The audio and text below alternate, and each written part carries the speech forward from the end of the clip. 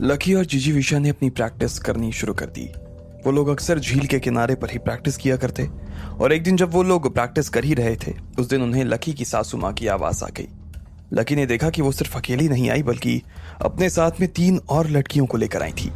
जीजी विशा और उन लोगों के बीच में बहस होने लगी और इसी बीच वहां पर एक चौथी लड़की आ गई जिसने बहुत ही बदसूरत लड़की को पकड़ा हुआ था। जैसे ही लकी ने उस लड़की को देखा तो उसका दिमाग घूम गया। वो लड़की कुमारी थी। कुमारी? लकी ने हैरानी से कहा। इधर पास में खड़ी जीजी विशा भी उसका नाम सुनकर थोड़ा सा तो हिल गई। सासू माँ ने लकी की तरफ देखा और कहा, मैं गली दिल्ली से यहाँ जयपुर आई थी और मैंने देखा कि ये लड़की चौराहे पर सैंडविच बेच रही थी। मुझे एक बार के लिए लगा कि ये तो वही लड़की है जिसे तुम अपने साथ में लेकर आई थी जब तुम मुझे मारने वाली थी, लेकिन ये तो वो नहीं थी।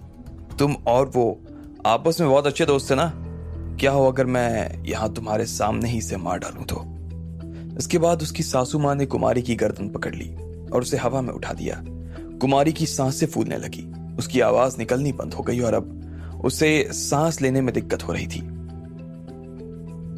अच्छा, आपको क्या लगता है कि इसको मार देने से मेरा दिमाग खराब हो जाएगा? इस तरह की हरकतों से ना मेरे दिमाग पे कोई फर्क नहीं पड़ने वाला। मैं इतनी भी सीधी नहीं हूं जितनी आप समझ रही हो।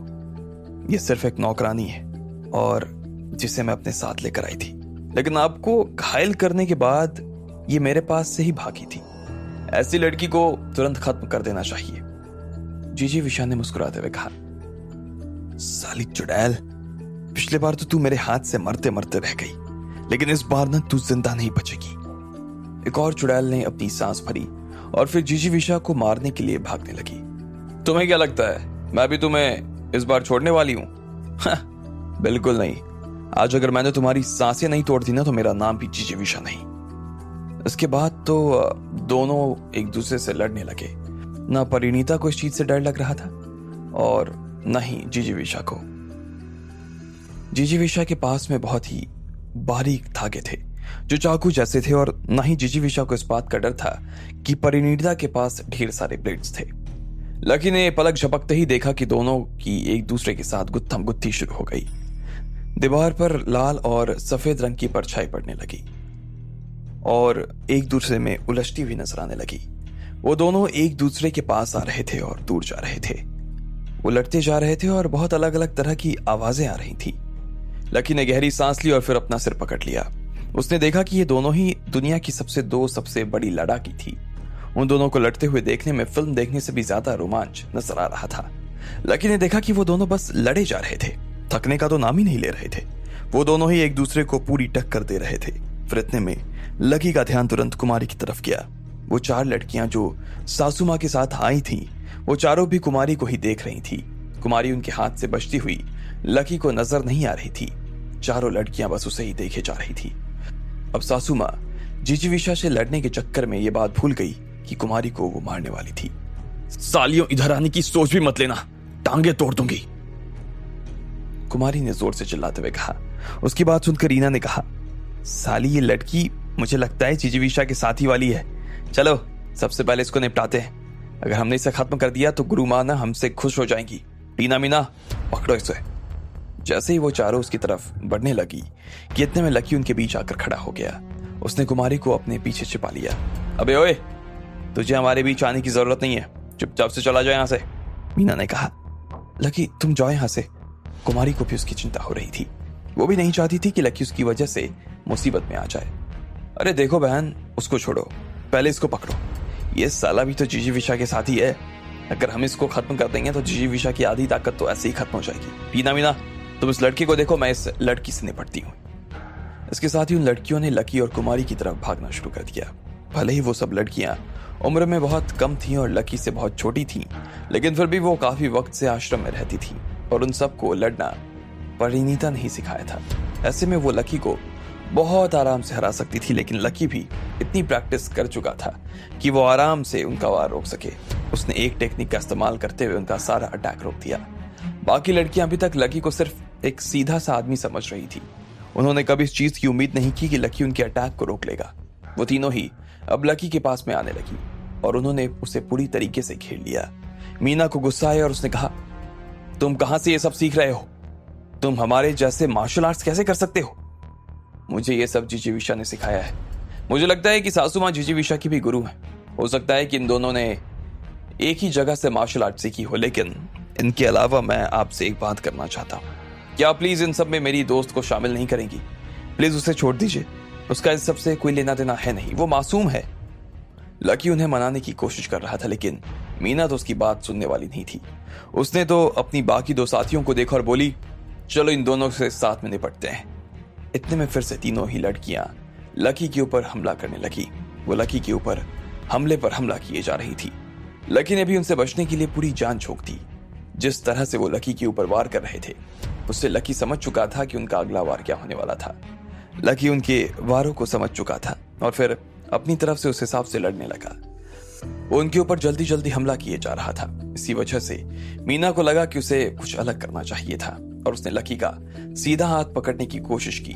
लकी ने उसका हाथ पकड़ लिया और उससे उसी के गाल पर एक जोरदार तमाचा मार दिया। वो घूमकर पीछे की तरफ गिर गई। इसी तरह से लकी ने बाकी की लड़कियों को भी गिरा दिया। तीनों की तीनों लड़कियां अब नीचे जा गिरी। ये सब देख रीना घबरा गई। वो लकी के ऊपर वार करने के लिए आ तो रही थी, लेकिन उससे पहले ही उसे लकी से डर लगने लगा। लेकिन इतने में कुमारी खुद लकी के आगे आ गई और उसने अपने सिर से रीना के ऊपर वार कर दिया। उस झटके से खुद वो नीचे गिर गई।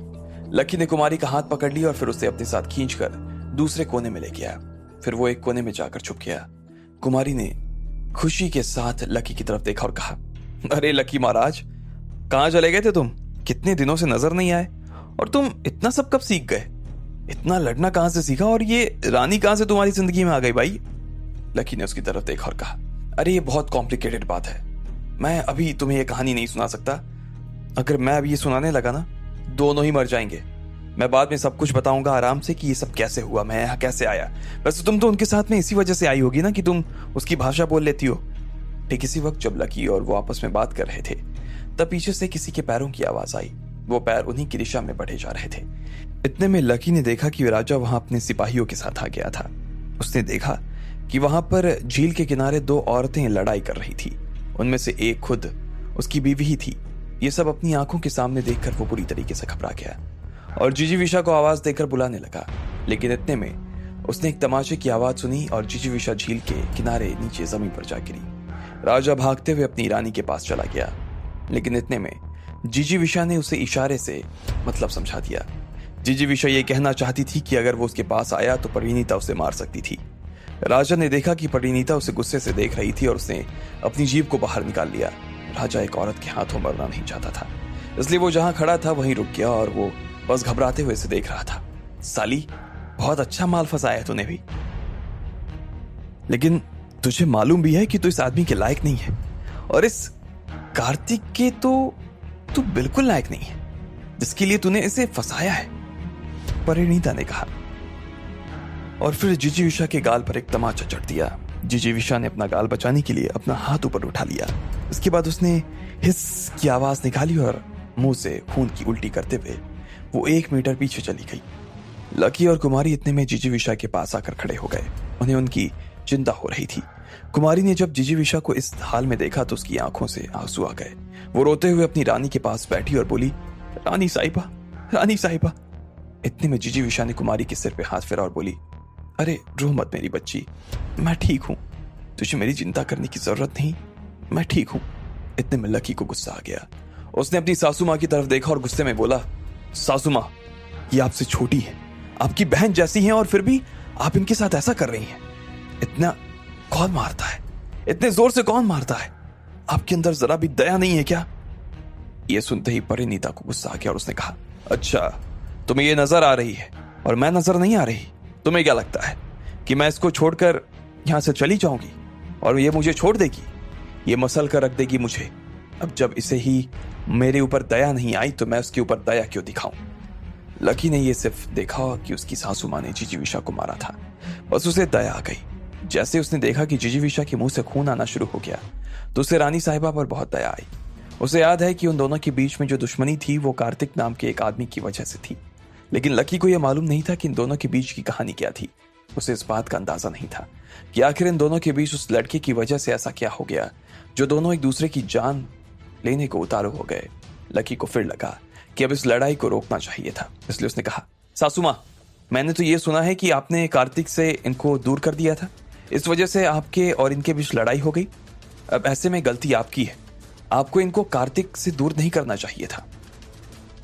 लकी ने कहा, हालांकि उसे भी मालूम नहीं था कि असली कारण था तो क्या था, लेकिन वो इतने कॉन्फिडेंस के साथ बोला ताकि उसकी सासू माँ खुद उनके सामने सच उगल दे।